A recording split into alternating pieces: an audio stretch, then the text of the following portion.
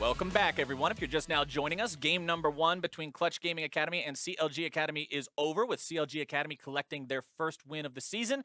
And now, as we get ourselves ready for game number 2, we'll see if TSM Academy can do the same thing going up against the OpTic Gaming Academy squad, because TSM, now the only remaining Academy team that has no wins under their belt. And Mark, for a team that has the TSM moniker attached to it, that's a hard hand to be dealt. Yeah, they were very, very outspoken in how confident that they were going to be here. You know, Shady last week was talking about how they're going to smash everyone, because that's kind of what TSM does. And despite having a ton of veterans on this team, they haven't been able to do it yet. And it's important to remember that veterans playing a lot of games in the LCS doesn't one-to-one correlate with successful in the academy. These guys struggled in the LCS. Brandini was 7-14. Grig was 2-12. And so despite being around 15 to 20 games each of experience, it was not a winning experience, so to speak. Right. It makes things difficult when you look at those win rates and you see, I mean, 2-12, you're looking at like what? That's a sub 20% win rate. When you look at 7-14, that's 33. Those aren't huge numbers. Those aren't numbers that say, hey, this guy was rocking people in LCS and he's just looking to get back as fast as he can. These guys have something to prove, and they need to find cohesion as a team if they want to be able to improve that. And one place a lot of people are looking at this TSM squad, where can they carry from, how is this going to work, is Mr. Rawles. Absolutely. Mr. Rawles, a huge force, was out of the league for quite a while with the transfer process that went on between Fnatic and TSM, finally getting his chance to start, and he's should be doing well. And you see his stats there were pretty impressive overall, generally speaking, top half of the league in a lot of them, but they need to start getting wins with him and being able to step up and lead this team to victory. Well, in order to get those wins today, he is going to be squaring up across the lane up against Andy and Winter, and Winter was not here in week number 1, so now we're going to get to see exactly what this OpTic bottom lane looks like for real. Absolutely. This is the kind of intended roster. It was very nice for Acadian Elimination to come down, go Smurf They for did a him little a favor. bit. They did him a favor. Absolutely. But that was the only win that they got, was with those two players. And Acadian absolutely popped off in that one game. So the other person, Kadir, coming in now, has really large shoes to fill. I don't think any of us are expecting him to pick Kazakhs and go 12-1 and whatever Acadian ended up going. It's difficult. Yeah, we want them just to come in, perform well, show some good synergy with this team, and hopefully that they're able to pick up a win here now with their main roster. Well, I'm excited to see what the OpTic squad looks like when they do have these 5 guys that are intended to play on the roster playing together now. But let's go ahead and jump into the lineups. Let's see exactly what we're going to be doing with these teams and who's going to be playing where and how the entire thing is going to look. First up, it's TSM Academy on the blue side with Brandini in the top lane, Grig in the jungle, a Blaze Olive mid, Mr. Rawles bottom, and Shady supporting. And over on the red side, it is OpTic Gaming Academy. In the top lane, we have Dokla. In the jungle, Kadir. Mid lane, Palafox. In the bot lane, Andy, supported by Winter. And like you said just moments ago, Mark, big shoes to fill here for Kadir. We talked about how Acadian's the example of what an LCS jungler should look like playing in Academy. And now if you're Kadir, you're the one who's going to be most directly compared to that. You're going to be the guy that they say, okay, well, this is what our LCS jungler looks like. So if you want to go up one more step, if you want to make the jump from Academy to LCS, be as good as this guy. It's a little bit hard to say you should just do that because, you know, play styles matters a lot. Right. Like if he's not a Kazakhs player, it's like, well, why didn't you go 12-1 with Sejuani? Yeah.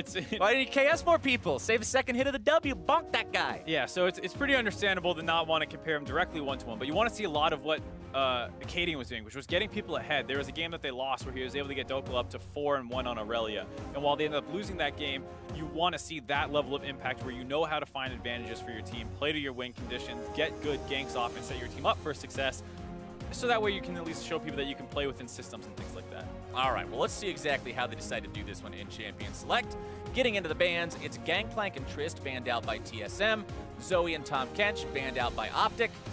The Kench is benched. We aren't going to see any more Devours, no big saves, no, don't worry, Corky, you can go in, I'll eat you. Nothing like that. I mean, I always feel like it's just like one person complaining because they like doing this annoying thing and then this other annoying person's blocking them. Like, is Malzahar ult really like, yeah, I want to see more of that? No, okay, so to be fair, we don't want to see more of Malzahar ult, but at the same time, Tom Kent shuts down a lot of other fun stuff. That's true, that's true. It's not just Malzahar. Right. Nobody has fun when they're having to go up against the Kench like that, but Morgana, your third ban on the side of TSM Academy. Very interesting ban, just because we saw Lemon use it to great effect both in Academy and the LCS. Lemon's not here anymore. Nope. So I'm really not sure why you're banning that in the first rotation of bans. Maybe they have nothing else they want to do. And I'm not sure if Winter is a renowned Morgana player, so I don't want to say it's a waste of a ban, but it is surprising. All right, the final ban coming out in the first phase from OpTic Academy will be Vladimir. A bit more normal on that one. I mean, granted, he's one of the, he's the first tier 2 mid laner right now, with the tier 1s being Ryze, Azir, and Malzahar. So I have to see how that works out for them as TSM Academy goes ahead and locks in their AD carry immediately for Mr. Rolls. Yep, Kog'Maw is one of the ones that people think of as the premier hyper carry. It does, spike really early on with just needing a Ginsu's really to become a damage threat, and then you get your Hurricanes and suddenly you're a team fight monster just on 2 items. So a very scary champion with how hard it scales and how early that scaling starts. So no surprise to see them grab it, but a lot of champions left available not going for the Azir, actually choosing Malzahar over. Hey, it's your favorite champion. I love it. Yep. Lots of fun with the R. Can't wait to see that Flash R. Well, hey, if they end up ganking him a lot, blowing his Flash a lot like what you saw happen to Sun in the first game, maybe you're never going to get to see the Flash R. Yeah, they did a really good job attacking the Malzahar and making him feel like he's on the back foot. Tom Kench was a very critical tool in doing that, being able to teleport 2 people on top of Malzahar, who was pretty immobile, made it so that he had to flash out of those situations, and then he was prone to repeat ganks, or at least kind of cut off his ability to play aggressive. So along with the Malzahar, OpTic Academy going to be locking in Jarvan second, and you always like to see some good initiation power like that up against an immobile carry like Kog'Maw. Absolutely. They're going to be able to go in there, find him on backlines, and it's also going to be very difficult for the enemy mid laner. We'll have to see what they end up taking here. We've seen things like Zillion pop up in the LCS, and it was very effective one time. Not so effective when he tried it himself, but it is showing that people are starting to account for Malzahar beyond just let's pick Tom Kench into it. There's other options that you can go for. We'll have to see what they do, not choosing to give away what their mid plan is quite yet. Well, the prophecy's coming true. At the beginning of the day today, we talked about how Jarvan and Sejuani are so prevalent in Academy. Game number 2, Jarvan versus Sejuani. They are pretty prevalent after all. Braum also going to be locked in for the TSM squad. Yeah, another very powerful champion down there in the bot lane. Is able to engage, defend people, just basically does it all while having a strong laning phase. So no surprise to see that one grabbed away. And Ezreal was another pick, as you see locked in here, that had gotten through that first round of the ban phase. So no surprise to see OpTic Academy grab that. Looked pretty good there in the hands of Eclipse last game, but his team was kind of on the back foot after minute 20, so it was hard to really shine, as that's about when Ezreal really starts power spiking hard. Right. They had already fallen behind and kind of fallen into that trap of that big fight where they got aced at 20 minutes, so couldn't really show it off too much that game. Let's see how we handle the second part of the bans, though. Moving into that, Gnar is the first ban from OpTic Academy. This team still has to pick both its support and its top laner, so they're trying to open up a little room up there for Doc. Yeah, with getting rid of Gnar, you're getting rid of a potential lane bully in a couple matchups, so maybe they're trying to pick Ornn or something like that. We've seen that champion fall down some people's priority lists a little bit here, but I still think it's personally a very good tank champion up there on the top lane, so we'll have to see what they choose to go with. Dokla does not want to give up the Gnar and playing Aurelia into it again. No. Probably not after what happened in week 1. Yeah. That's, we'll just go ahead and chalk that one up as a truth. Tarek banned out by TSM Academy, doesn't want that big team fight potential in there, while Ryze is the ban from OpTic. They know that their opponents still have to pick both solo laners. They don't want one of those to be everybody's favorite room mage. A little surprising to see Azir just going through.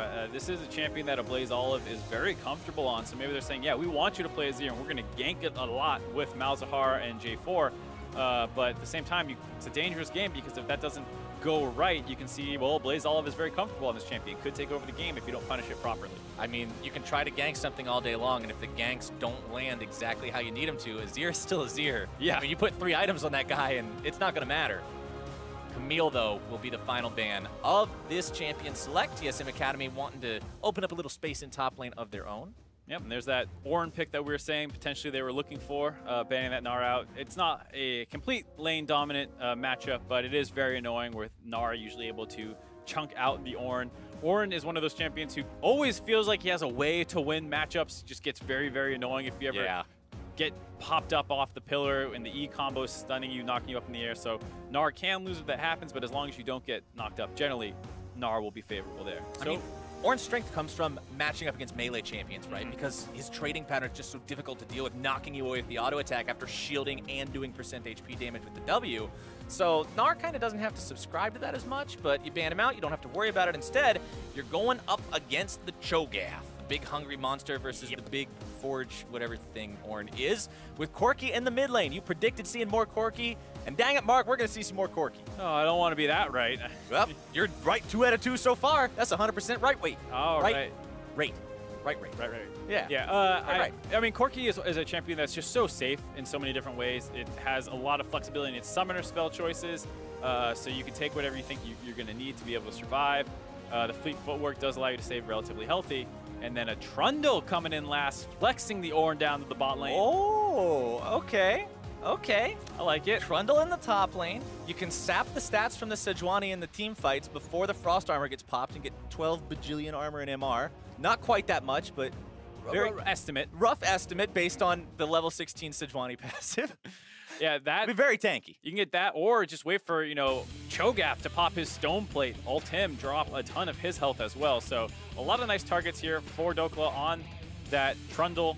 And he does like playing a lot of aggressive stuff. We've seen the Aurelia and things like that. Trundle much more in that vein than Ornn was going to be. Well, it will be fun to see exactly how these two square up in the top lane. Trundle's one of those champions you don't get to see an awful lot of these days, so watching them break that out should kind of subscribe to what we were talking about earlier with Academy League. They're playing unique champions. They're doing stuff that might not be in the average wheelhouse. And now, let's see what it does up against this honestly pretty strong front line on the side of TSM Academy. You've got 2 big backline cannons, and everybody else's job is to just be that meatball in front. And especially with Trundle, it's a champion that people are always experimenting with. It always feels like he's just working his way into the meta. Rarely does he become like the dominant force, but he's a great plan B in a lot of these kind of matchups where now you can flex him all over the place. He's good down bot lane into tanks. You could see him end up down there sometimes. And in the top side, it becomes a very annoying split push threat while still being a very big frontliner in team fights. So it's a champion that if it goes well here, maybe people start paying more attention to it in the actual LCS. And I want to go ahead and set the stage a little bit for exactly, where the TSM Academy team is mentally going into this game. Because remember, you're now looking at the only remaining winless team in the Academy League. And at the same time, this is a team where, for those of you who saw the Academy intro in week number 1, the TSM players are saying, look, we're part of TSM. We're part of this organization that always wins. These are the dudes who always come out on top in North America, and that's what we intend to do as well. And now they're sitting at the bottom.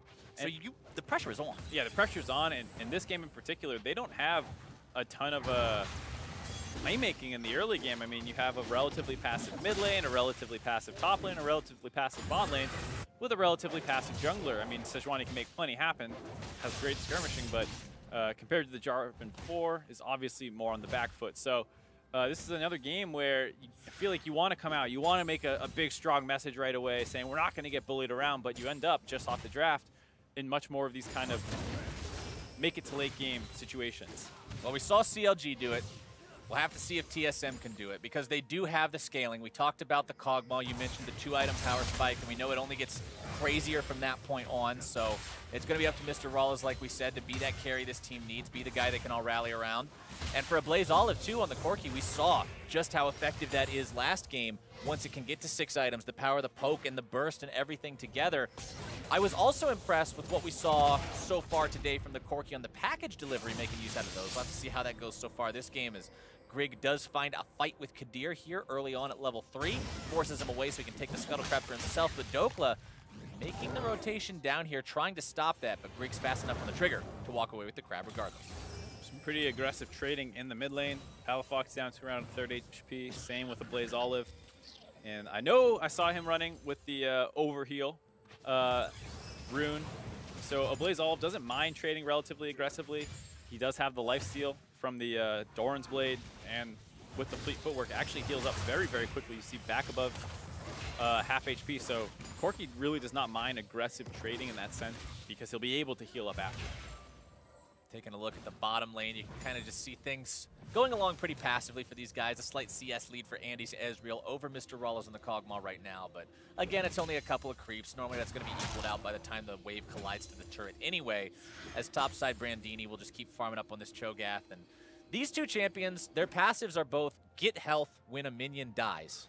So it makes it very hard for them to force each other out of lane. Yeah, there is a very sustained, focused matchup. Trundle, as the game goes on, and especially kind of towards the mid-game, does have a pretty nice trading advantage and can push in the Cho'Gath most of the time, but it's not guaranteed.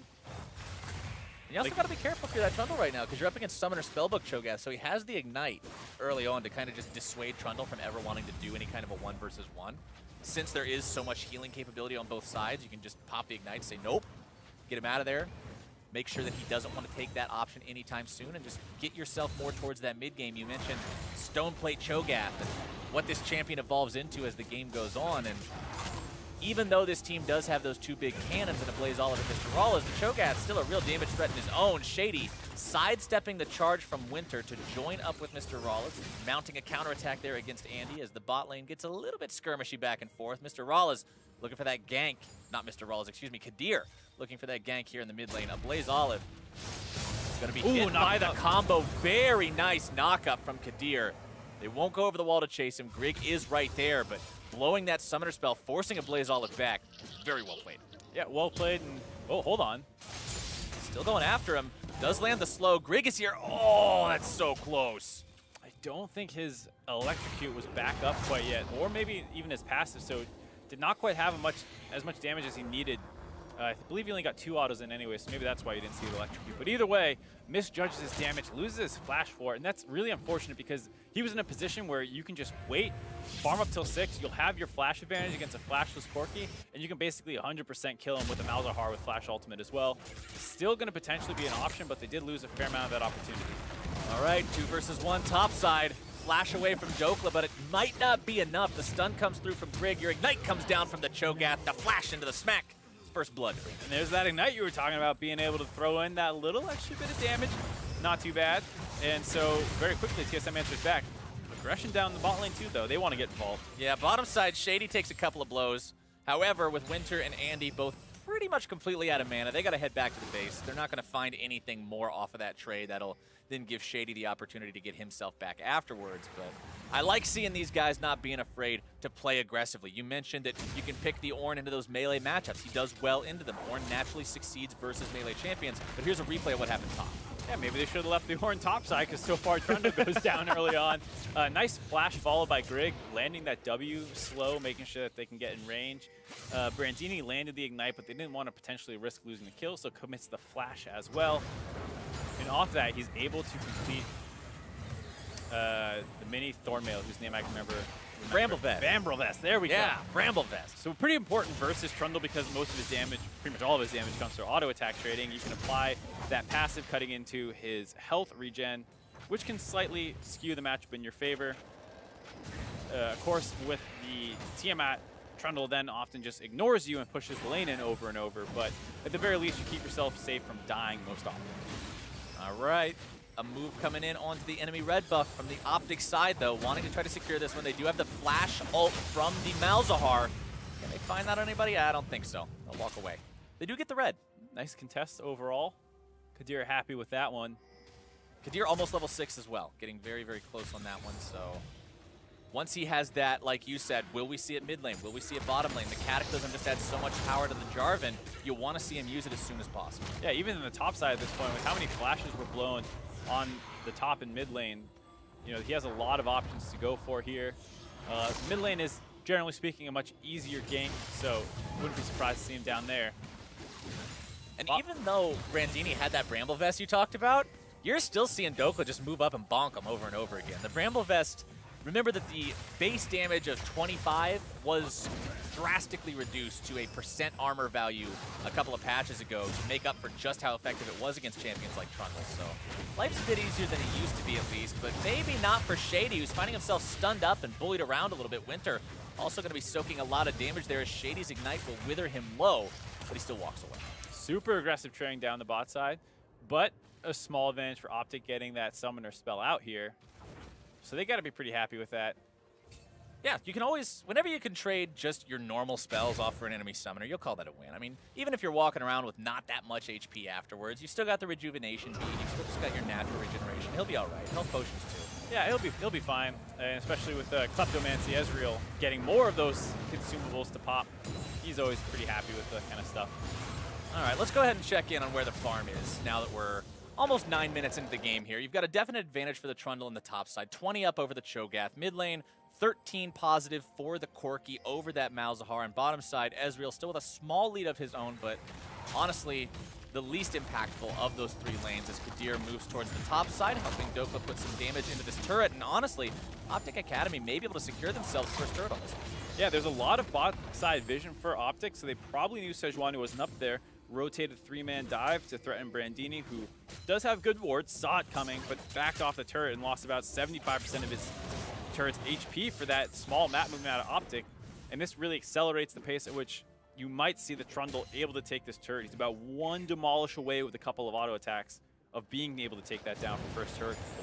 Yep, demolished with that 40-second cooldown timer means he's going to have to wait for a couple more waves, but once he's got it back up again, I wouldn't be surprised to see Kadir or maybe even Palafox make some sort of a roam up there to secure that and get that bonus gold for themselves as Palafox keeps farming up here mid lane. You can see yet another early QSS coming from the Corki in the Corki-Malzahar matchup.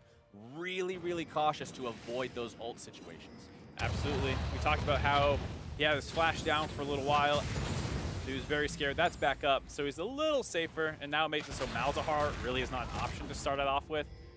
But you still have to be careful with the Corki, so you don't get knocked up out of your Valkyrie, which we saw happen in the first gank attempt. So Kadir still has a fair amount of outplay opportunity. Jarvan actually is one of the champions that I think disregards QSS very well as Winter takes a decent chunk of damage down here in the bottom lane, charges himself away from it. But, I mean, Jarvan's got a knock-up, and he puts you in a crater. And neither of those things can be QSS. So, very effective champion to have on your team when you also have the champion that forces your opponent to buy a QSS. It's the Malzahar tax. Yeah, and it's all physical damage, so even better. Yep. You can't do anything about it with MR if it doesn't even apply to your magic resist. Dokka continues to push here in the top side, and this TSM Academy, remember we talked about these guys being veterans, but veterans that didn't have the most impressive showings when they were in the LCS. And now that they're in Academy, if they want to prove themselves, it's the same thing we were talking about Moon, right? If you want to prove that you should be back in the LCS, you should be really turning things on here in Academy. 1 versus 1 mid lane, not going to turn into a whole lot else. The minion wave dies first on the red side, though, so blue minion's going to have to be addressed by Palafox. More damage coming out from Mr. Rawless here in the bottom side. Glacial Fissure knocking Winter up into the air. Unstoppable coming through. 1 more auto attack still going to do it. Shady will pick up that kill. And there you see on the side. Oh, coming down. All right, there's your Cataclysm. No way out for Shady on that one. Gonna trap him up in that crater, take him down. Meanwhile, Dokka falls on the top side, and TSM Academy 3-1 across the map. Not done yet, though. Palafox made his way down. Mr. Rawless gonna be the target on this when your ulti comes down from Malz. They pop in pretty easy, give the money over to Andy. Kog'Maw runs after Kadir. Can't quite finish that one off, butterfly wings or not. Oh! Meanwhile, he aggroed the jungle camp. Kadir attacked the Krug. Can't say that was a good decision. Yeah, I don't think I support that one, Mark. I don't think I support that one. Hopefully, we'll get to see a little bit of a look at it in the replay. Maybe he threw the flag over the wall, and in his attempt to spear the flag, he poked the Krug, and as a parting gift, the Krug kicked him in the butt. Potentially. Potentially. We can only surmise until we see for sure. Yeah, we'll get another look at that. We'll start a fight off with Winter going down. He doesn't really respect the amount of threat he's in, doesn't get the unstoppable off until it's too late. There's really no much CC coming in. Tries to drop his ult too late as well, so he was just a step behind the play every single part of the process. And then on the top side, good counter by TSM as well, getting aggressive, making sure Trundle's held down. And then a very intelligent TP here by a Blaze Olive to make sure that they win this race up in the top side. He knows that his tanks will be able to finish this turret off, and he goes down to defend the bot side turret, so they're actually able to grab that first turret gold. And we didn't get to see the very end of the replay. No, I feel like that was the most important part. Yup, we'll never know the fate of Kadir and the Deadly Krugs. It's like a Harry Potter book. Yeah. Kadir and the Deathly Krugs.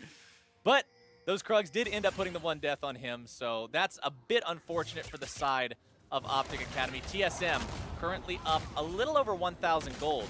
Brandini, content, just continuing to farm up here, still maintaining that CS deficit compared to his opponent, but honestly not dropping down any further. Pops the Ignite onto the Trundle once again. The healing, such a big part of this matchup. That Ignite does so much work in what would otherwise be a very Trundle-favored 1 versus 1. Brandini keeping himself alive for now, but the TP in from Palafox should be able to buy enough time here. The silence comes in, but it's not timed correctly, and Brandini will make his escape.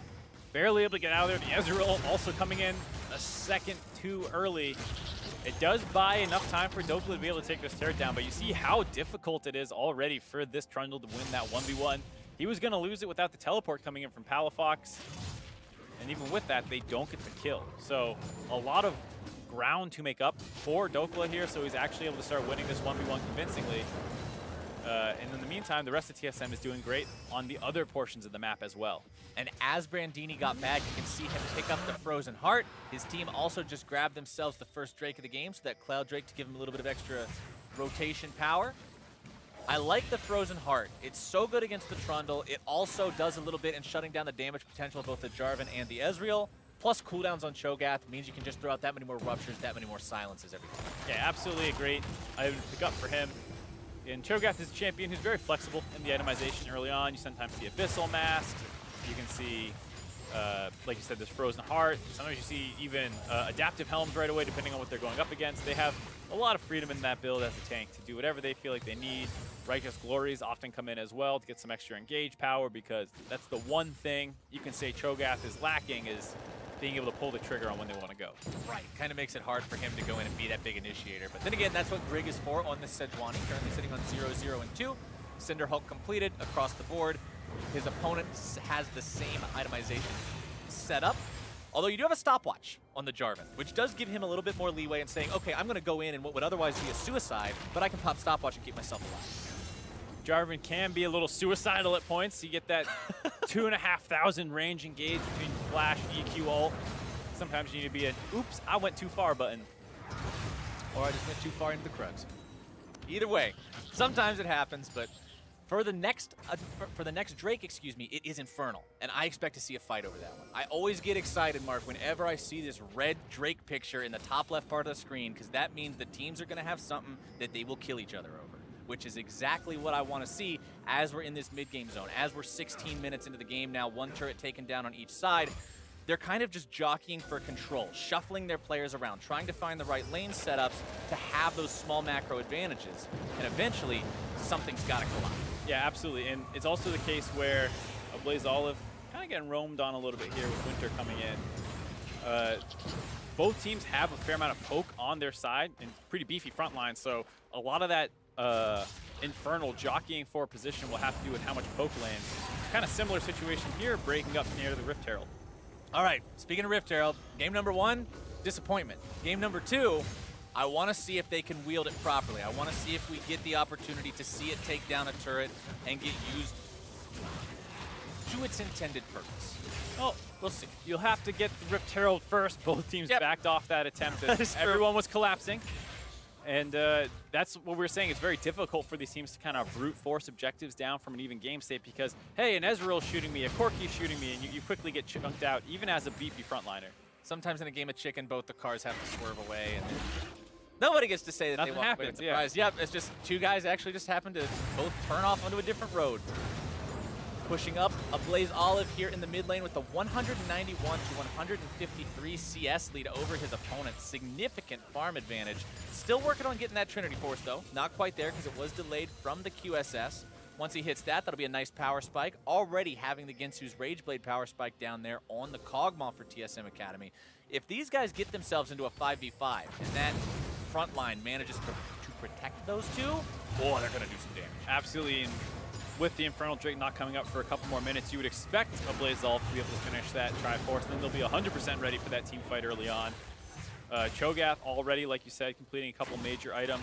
Pretty heavily indexed into armor right now, no MR, so maybe that % health damage that comes in from Malzahar will be able to chew through him a little bit, but otherwise, TSM's looking pretty good right now with a 1,000 gold lead.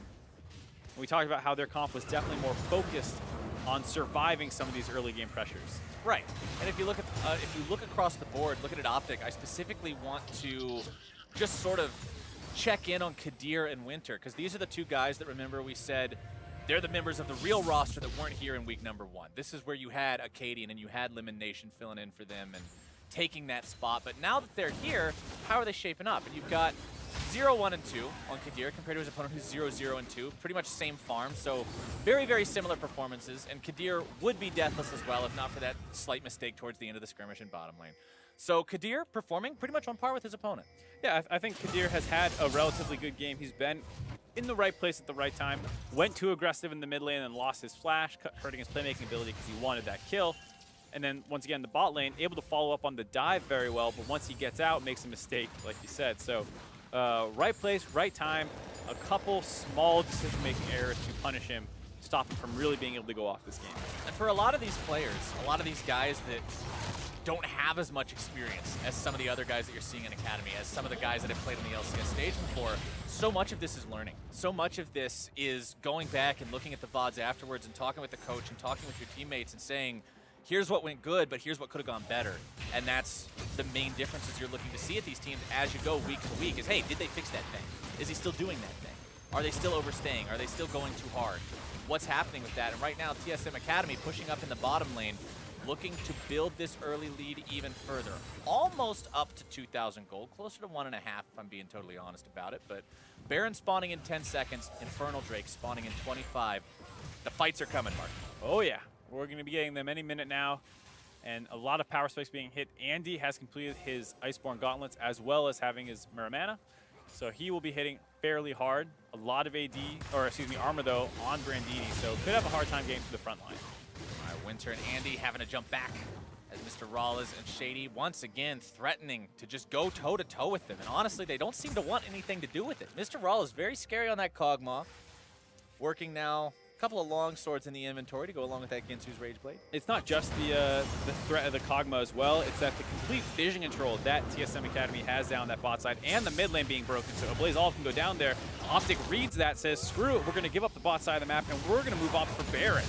This is so tricky from OpTic, but it is going to be stopped. Brandini going after Palafox, not quite able to find the damage. Instead, likely going to be shut down himself.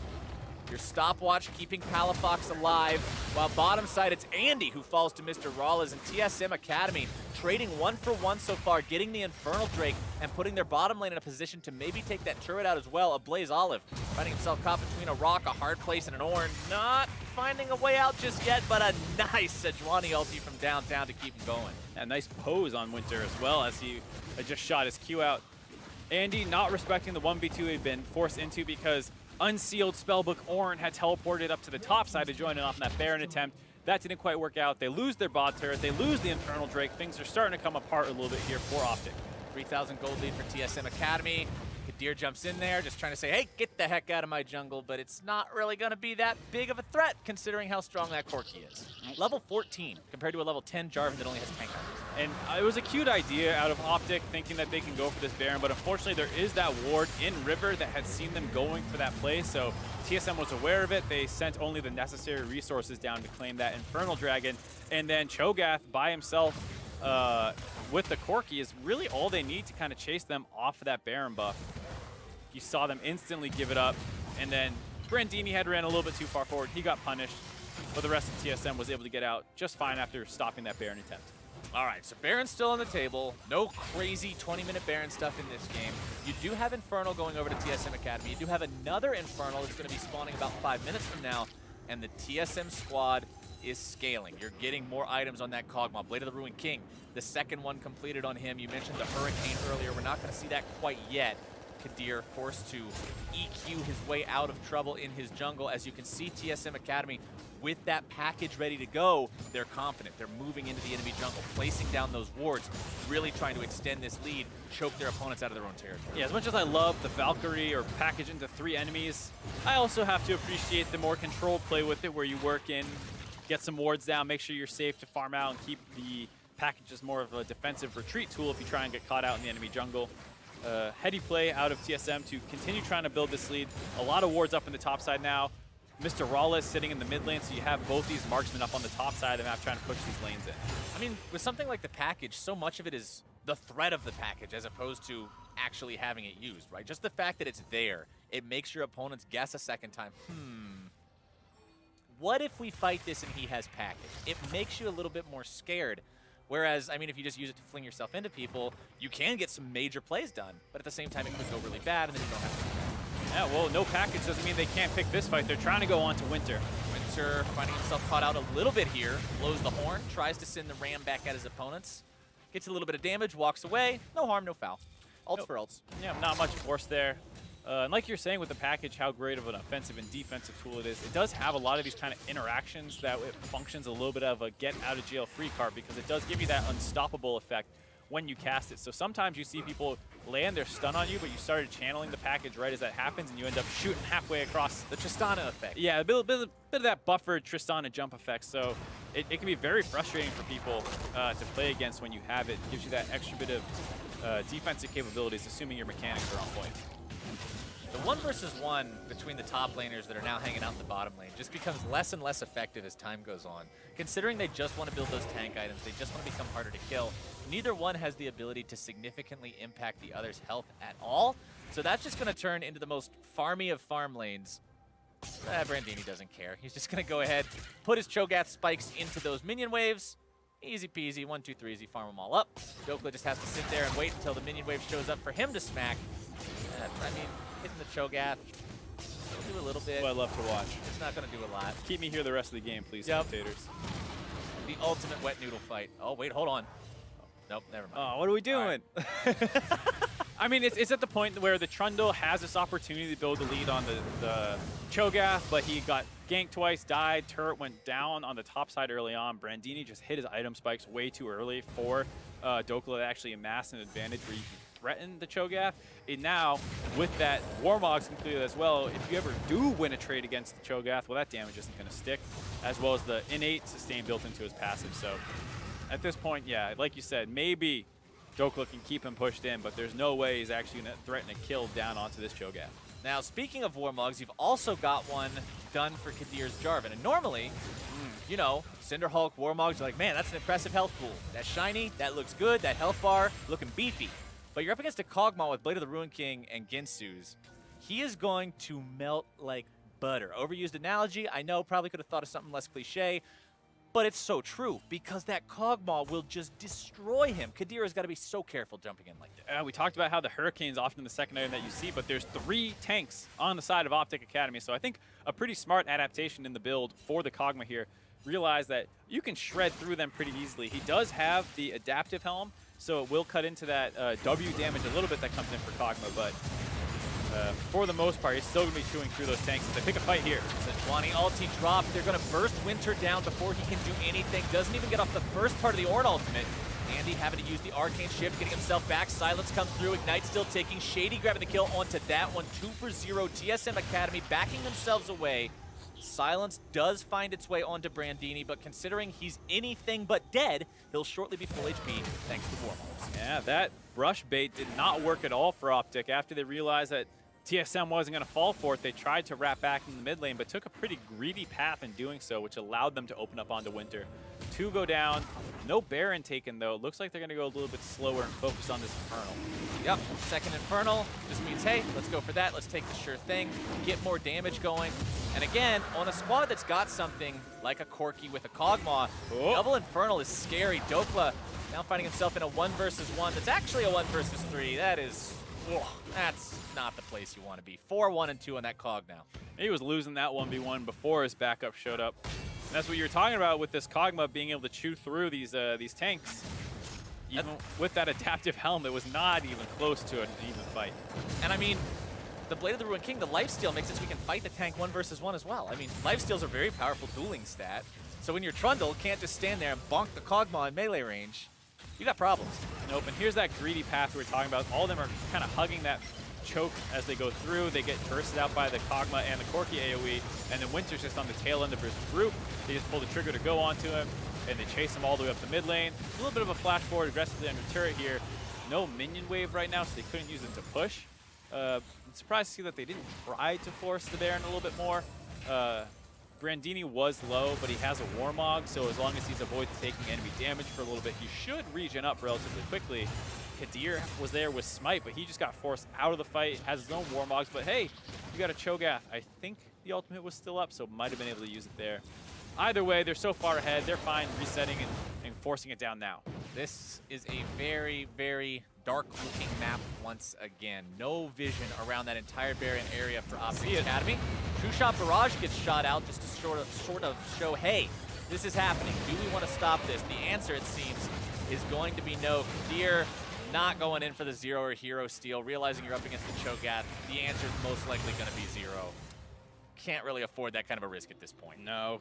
Had no way to get involved. Sejuani was on zoning duty because they got the backup smite in the Cho'Gath, and they can two-man that Baron just 28 minutes into the game. Corki does a lot of damage. Kog'Maw didn't even need to show up, just stayed in the mid lane, keep pressuring. Really nice Baron take by TSM Academy. All the outers are already down. They should be able to force really aggressively around these inners now, as they have a huge front line. They got a huge front line. Their carries are in a spot where they're able to output a ton of damage. You've got your Infinity Edge, plus your Zeal, plus your Sorcerer Shoes and Trinity Force on the Corki. Both carries also with QSS, so you're not going to get stuck by that Malzahar if somebody walks into an unfortunate position just a little bit further ahead of where they should. And you've got 3 minutes left on Baron, Mark. This should be the point of the game where TSM Academy locks it down. And it's one of those things where everyone talks about how annoying it is to play against Malzahar because you got to sink that extra gold into a defensive item early on. But if you're ahead a couple thousand gold, you don't mind dropping some of that into a I'll never die button. Yeah, sure. All right, I'll give you 1,300 gold. Your champion doesn't do anything anymore. See ya. Yeah, go clear some waves. Spawn some absolutely. space crabs. A great trade-off when you're ahead. Very annoying when you're behind or even, but from this position, TSM's carries at this point are very hard to get onto. And their meatballs in the front line are becoming impossibly hard to deal with. You can see 4,000 health on that Cho'Gath now, working towards the Abyssal Mask that you mentioned earlier. Cho'Gaths often like to build. That's also going to help magnify the damage from both of his carries. Absolutely. This is a bit of a magic damage heavy team comp on the side of TSM Academy. Obviously, with both marksmen really actually having almost a majority of their damage come out across Corki by a large portion. Kog'Maw a lot closer to the 50-50 split. So it can be a little scary when you have such a damage spread, but they're strong enough at this point in the game. They really don't need to worry about that fact. And like you said, that Abyssal Mask will help them stay ahead. Brandini stays close enough to the turret to take it down. The rest of his team will do the same thing here in the mid lane. And that's it. All 6 turrets down outside of the base of OpTic. That means TSM now has to mount the assault on the inhibitor turrets themselves. We see a lot of teams mess up at this point in time, but if you can clear this last hurdle, closing out the game is generally not that difficult from that point. Brandini, the target, multiple OpTic members closing in here. They should be able to take him down before we can do much about it. And TSM will trade the top lane inhibitor turret for that top laner. Now can they get the inhibitor with it before OpTic can respond? Looks pretty easy to me as the horn is sounded, but a very nice shield coming out from Shady to make sure the knock-up part can't come through. Nice play out of TSM Academy. Got punished as OpTic found their shot, pulled the trigger, and took down Brandini, but the rest of the team intelligently rotated onto the far side of the map, pushed down that top turret, take it for free. And there you see why Braum is such an annoying champion for Ornn to play into. Last game, we saw the Tahm Kench with the Malzahar picked into it. This time, the Braum was already taken when they selected Ornn, opting into a bit of an annoying champion to try and play into. Yeah, I mean, we talked about how in the laning phase you said the Ornn beats melee matchups. You can actually harass them a lot, beat them in lane, bully them a bit. But when you look at post-laning phase, when you look at the fact that he presses R and then you press not even an ultimate, just nullify it, feels bad, man. Yeah, feels pretty bad. And as well as the fact that those early game advantages we talked about don't factor in quite as much when you're in a dual laning phase against marksmen. So can't abuse the Braum that he would be able to do in an actual 1v1. I do like the atomization from the OpTic carries. I like the fact that you're looking at a Leandries. I like the fact that you're looking at Blade of the Ruin King. Lord Dominic's regards on there as well to deal with the giant health pools on these double Warmogs frontliners for TSM Academy. But OpTic have their work cut out for them. They're constrained into their base. They've already lost one inhibitor. They're down 3 Drakes to nothing.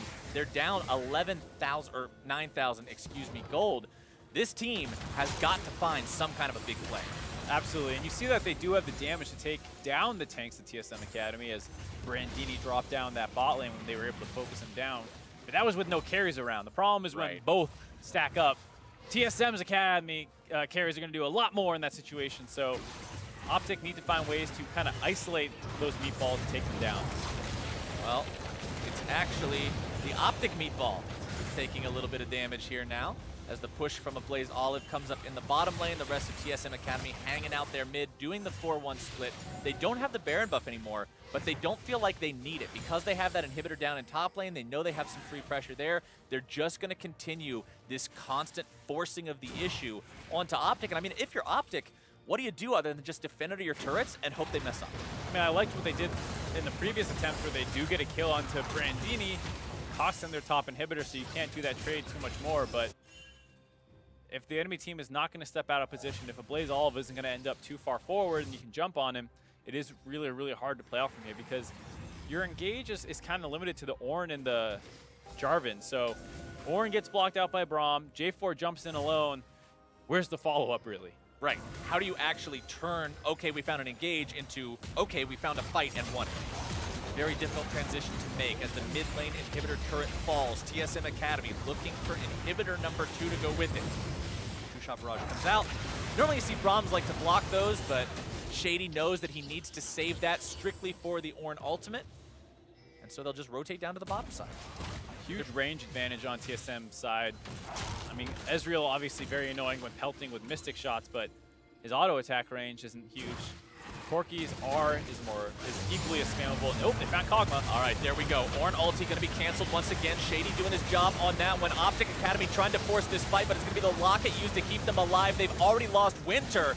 TSM Academy going after them on this one. Brandini going to be taken very low. Andy almost able to find the kill onto him, but just barely misses out. A Blaze Olive now going in, able to find himself a triple kill for that AD carry. Mr. Rawless getting 3 means that Dokla grabs the kill onto a Blaze Olive, but now, considering it's a 1 for 3 overall, considering you've only got your Mouse and your Trundle left alive, TSM Academy may just look to end. Yeah, they got super creeps in the top lane that they can meet up with. It's only Palafox really bringing any damage to try and dissuade this. And Mr. Rawless is going to chew right through Dokla, aided with another chomp down from the Cho'Gath, and that looks like that's going to be game. I don't think Palafox has a whole lot left in the arsenal left to spend. Grigg jumping in, zoning him away. The Nexus falls under siege. Ulti comes out. The damage isn't there.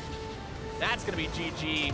No 0-win teams still left in the Academy League now. TSM Academy finally puts themselves on the board. So if you are, paying attention, last week they mirrored very, very closely what happened between Academy and the main teams. So this week, TSM fans, main roster going to get a win for sure. Yeah, there could be some hope there, TSM fans. Never give up on the hope in that one. But for TSM Academy, you are feeling good about this. Just like I said at the end of game 1, if you're CLG Academy, going into week 3, 0-4 would feel really bad. If you're TSM Academy, it would feel just as awful. And now this team has something to say, hey, look, here's our foundation, here's our success, let's build. And it was really how they did it that was very impressive. You had, like we said, a laning phase that was mostly focused on surviving, but they still found opportunities to get ganks off. They punished the Trundle for wanting to build his own advantages, able to get some kills up there. And then Corki and Kog'Maw start hitting the power spikes and completely take over the game. Great play out of Mr. Rawless in particular. And we saw some good plays out of OpTic Academy as well. I don't just want to turn this into TSM Academy was able to run away with it, because OpTic made some good moves early, and we even saw down bottom lane the play that happened, the rotations, the infamous Krug death. And we actually have a replay of that to show what happened, what went wrong. So let's take a look at how that ended here. You can see Kadir running away. Yeah, so the Kog'Maw runs over, chunks him out, and then it's his Cinder Hulk passive is still running, and they just mess him up. That was a lot of damage from those Krugs. That was actually quite a lot of damage, but Kadir does drop there, so that ends up being his first death of the game. But overall, OpTic Academy, this was their first game, like we said, with Winter, with Kadir, with the intended 5-man roster of this squad. And given that they did start a little bit on the back foot, given they didn't play together last week, I think they looked decent. Kadir had some nice ganks, well understood what he was trying to do in generating an advantage in the mid lane. Just kind of got over-eager, thinking he could get that first blood, lost his flash for it, kind of limited his playmaking after that, and they never found an opportunity to get back onto a Blaze Olive before his flash came back up. So pretty unfortunate on that part. And then we saw, although there was a valiant effort, a good defense coming out from OpTic Academy for the longest amount of time, we've got one more replay that we're going to take a look at, which is TSM Academy finishing off this game in the final fight. And I love this. Mr. Rawless gets jumped on, kites out, gets locked in the Jarvan ult, and is like, you know what? I'm just going to stop moving, keep auto-attacking. Just sits there, auto. No real threat on him. He's able to, just shoot out a ton of damage onto the front line before needing to kite forward. The fight's taking place on the right side as well. Brandini flashes out with almost no HP. A Blaze Olive getting aggressive, finishing off Andy with the help of the Kog'Maw from Mr. Rawless there. Good combination between both of them. Does go down to Dokla, who has to flash the wall over. But at that point, a 3-for-1 is a game-ending fight. Yeah, when it's 3-for-1, when you've still got both the carries alive, I mean, well, you still got one carry alive, but he's got the strength of plenty of carries. Yeah, it was Kog'Maw's big. Yeah, it was quite a scary prospect to be going up against for OpTic Academy. But now we've actually got Brandini here from TSM Academy via Skype, so he's going to be joining us, and we'd like to welcome him to the broadcast as we do a little bit of a post-game interview. Brandini, how are you feeling? Feeling good about the win. I would expect so. Getting the first win, the team getting themselves on the board here in week number 2. What was the strategy going into that game specifically? The game was kind of just to hold off, wait for Kog'Maw and Corki to scale, and then we can just contest any objective we want because we just naturally outscale them. There were a lot of ganks that were thrown up to the top side. You guys were able to kill the Trundle twice. Was this something where he was mispositioning somehow and you knew you could punish it, or was it just a good timing by you guys to find him and pick him off so the Trundle couldn't build a lead? Trundle has to play aggressive in that matchup, and if he has to play aggressive, his wave will naturally push. So it's really easy to just abuse him and get free kills. So coming into this game, obviously TSM Academy, the games hadn't gone the way you wanted so far. This time you guys do walk away with the win. It's the enemy nexus that explodes. What do you think was the biggest difference between the way you approached this game and the way that you had approached the previous 3? The other 3 games, we kind of just played reactively instead of like sticking to the plan that we would originally have before the game. But this one, everything was really clear. Like, we could control our lead, keep up tempo, and play for objectives and win the game. So kind of my final question is, now that you have your first victory, you guys going to go out and celebrate? Because you guys were talking about crushing people. You finally beat your first opponent. Is this something that we're going to be like, woohoo, let's get food? Or is it like a finally we got the win, let's buckle back down and keep practicing? We're pretty happy about the win, but we're just going to keep, we're just going to keep steady, try to smash every other competition for now, and see what happens soon. All right, we'll see We'll what try happens. to keep this lead. Nice. We'll see what happens indeed. Thank you very much for joining us, Brandini. Congratulations again on the win, and hopefully we'll get to see you guys doing some more cool stuff on the Rift here very soon. All right. Thanks. So, Brandini, obviously they came into this game with a plan. They wanted to play more proactively. They didn't want to just sit back and be like, oh, they're doing this. Well, we'll do this. It's like, no, we're doing this. This is how the game's going to go. Which is important to note because even, like you said, their team comp mostly wants to sit back and just make it to the mid to late game. It's important to not do nothing. There's a difference between wanting to hit that point and being able to punish mistakes, like a Trundle needing to push to get his advantage. So just because you don't want to lose the Trundle doesn't mean you can't punish him when he gets too aggressive. All right, well, we're going to go on another break right now with 2 games down, but we're just getting started. Up next, we're going to see who holds the top spot in Academy with Cloud9 going up against Echo Fox for that top spot. Don't go anywhere. Flash away from Dokla, but it might not be enough. The stun comes through from Brig. Your Ignite comes down from the Cho'Gath. Palafox made his way down. Rala's going to be the target on this when your ulti comes down from Mouse. Brandini going after Palafox, not quite able to find the damage. Instead, likely going to be shut down himself. Andy having to use the Arcane Shift, getting himself back. Silence comes through. Ignite still taking. Shady grabbing the kill onto that one. Brandini going to be taken very low. Andy almost able to find the kill onto him, but just barely misses out. A Blaze Olive now going in.